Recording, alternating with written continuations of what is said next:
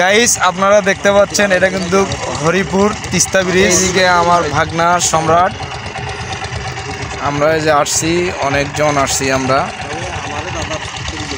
একটু ফাঁকে আসছি, মানে ব্রিজটা ভিডিও করার জন্য আর কি ফাঁকে আছি। তাহলে আপনারা মনোযোগ দিয়ে গান শুনুন। দুই চক্ষু মেলিলে তোরে খুঁজা পাইনি রে, ঘুমাইলে তোর স্মৃতিগুলো ভুইলা থাকি রে, হায় রে জানো কি লইয়া ও রে সম্মানের মাইয়া,